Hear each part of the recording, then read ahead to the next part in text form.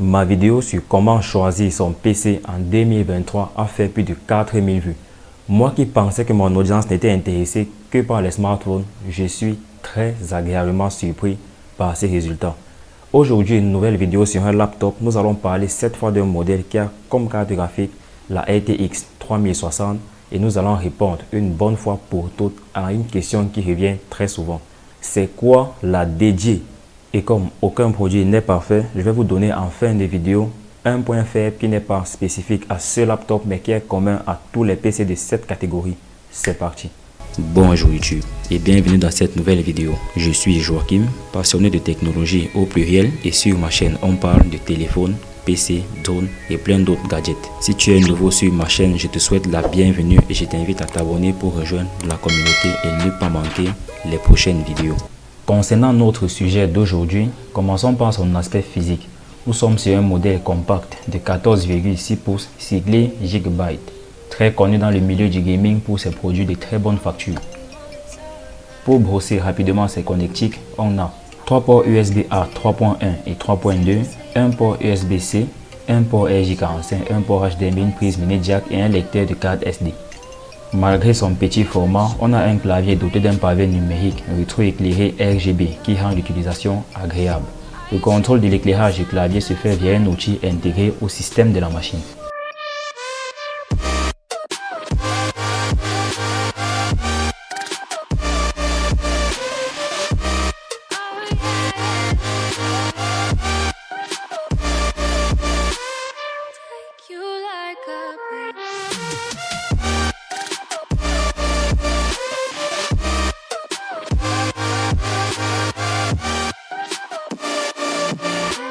C'est bien dommage qu'il ne soit pas RGB dynamique, mais en soi, ce n'est pas fatal. D'autant plus que c'est le genre d'option qui a un revers terrible, toujours au niveau du point faible dont on va parler en fin de vidéo.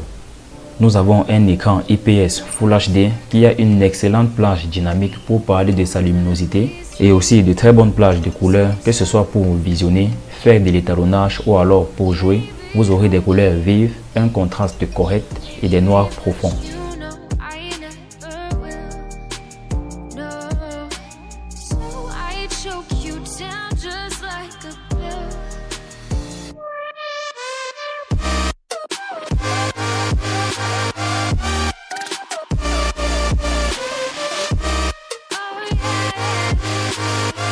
Côté processeur, nous sommes sur un Core i5 de 11e génération avec 6 cœurs, 12 processeurs logiques et une fréquence de 2.7 GHz. Le processeur seul peut faire l'objet d'une vidéo entière dans laquelle on aborde des notions de multithreading, multitasking et où on précise quels sont les cas d'utilisation où il vaut mieux privilégier une fréquence élevée au nombre de cœurs et vice versa. J'en ferai justement une spéciale dans laquelle nous allons également parler des principales différences entre les deux types de batteries que nous retrouvons actuellement dans nos appareils, à savoir les lithium-ion et les lithium-polymères. Côté RAM, nous avons 16 Go de type DDR4. Bon, ok, pour une certaine utilisation ça passe, mais pour plus, il en faut plus.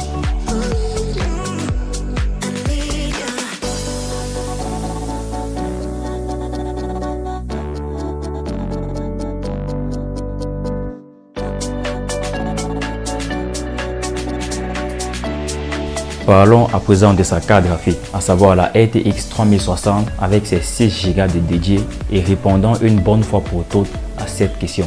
La VRAM pour Video Random Access Memory, communément appelée la dédiée, est une mémoire spécifiquement reliée à la carte graphique, dans le sens où elle a pour rôle de recueillir les informations envoyées par le GPU pour les transformer en images affichables à l'écran.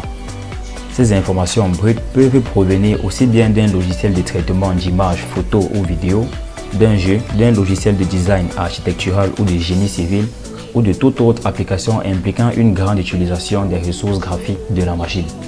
Donc, tout comme la RAM travaille pour le CPU, la VRAM ou la dédiée travaille pour le GPU. Cette séparation permet d'éviter les conflits entre le traitement des images envoyées au circuit d'affichage et le traitement des autres instructions. Donc, quel que soit ce qui est traité en arrière-plan, l'affichage doit rester fluide parce que l'écran c'est quand même la partie la plus regardée d'un PC, logique. Et ceci est possible grâce à une bande passante sur la VRAM généralement plus élevée que sur la RAM. Les VRAM, on en distingue deux types, les GDDR et les HBM. La RTX 3060 par exemple est une GDDR6. C'est ce type de VRAM qui est le plus répandu dans les PC. Plus la VRAM est élevée en gigabits et plus elle est rapide en MHz, mieux c'est. Pour vous donner un chiffre par rapport à une utilisation très poussée, si vous avez des textures lourdes, des différents effets à traiter et à stocker avant affichage, il est recommandé d'avoir au minimum 8 Go de dédié. Vous pourrez dans ce cas gérer l'affichage multi-écran 3D et faire tourner des applications qui utilisent la réalité virtuelle. En gros, le terme dédié signifie qu'on a une carte graphique en tant que composante à part entière qui dispose de sa propre mémoire et de son unité de traitement, qui sont donc différentes des cartes graphiques intégrées comme les Intel HD Graphics.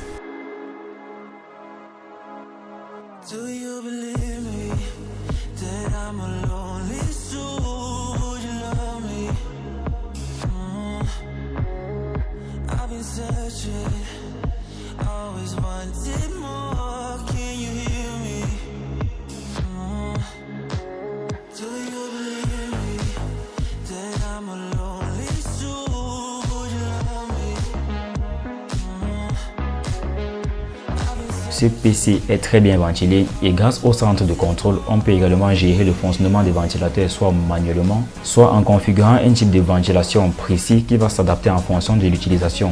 On retiendra qu'on a un ventilateur pour le CPU et un autre ventilateur pour le GPU.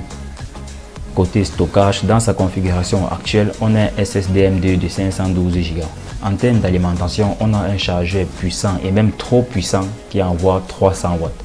Ça fait beaucoup quand même, enfin relativement, parce qu'on a des desktops qui vont jusqu'à 750 watts.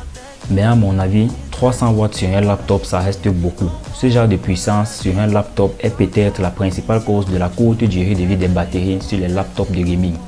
C'est ça le défaut commun entre les PC de cette catégorie. Je vous vois déjà dans les commentaires me dire qu'un propriétaire qui joue tout le temps avec son PC va forcément abîmer sa batterie. Mais est-ce qu'il n'est pas supposé pouvoir le faire sans toutefois mettre en PLS le matériel, puisque nous sommes bien sur un PC gamer, donc il devrait pouvoir le faire sans toutefois abîmer quoi que ce soit. Tout ça c'est pour chuter sur le fait que à partir d'un certain niveau de performance et de puissance, vraiment, prenez des tours. En dépit du principal inconvénient qui est la mobilité, ça reste selon moi le meilleur choix dans la plupart des cas. Et encore que côté mobilité, les Mac Studio d'Apple sont compacts, donc facilement transportables. Mais bon, on n'aura pas toujours un écran à porter, c'est ça la limite. Toutefois, le problème de mobilité peut être résolu grâce à une Surface Pro, un ZenBook, un MacBook ou alors grâce à un MacBook pour les utilisateurs de macOS. L'accès à ces données n'est pas non plus un problème grâce à des solutions cloud proposées par certaines entreprises. Ceci va bien sûr entraîner des dépenses supplémentaires, mais dans certains métiers, ça rendrait plus productif. Nous sommes quasiment en fin de vidéo et il est temps que je vous donne mon avis sur le laptop que je vous ai présenté. En termes de performance, nous sommes là sur un bon et même sur un très bon PC, mais ce n'est pas le choix que je ferai personnellement et je vous dirai pourquoi dans les prochaines vidéos. Abonnez-vous si ce n'est pas encore fait et je vous attends dans les commentaires pour lire votre avis sur le contenu que je vous propose sur cette chaîne. Pouce bleu si vous avez aimé et d'ici la prochaine, prenez soin de vous. Peace.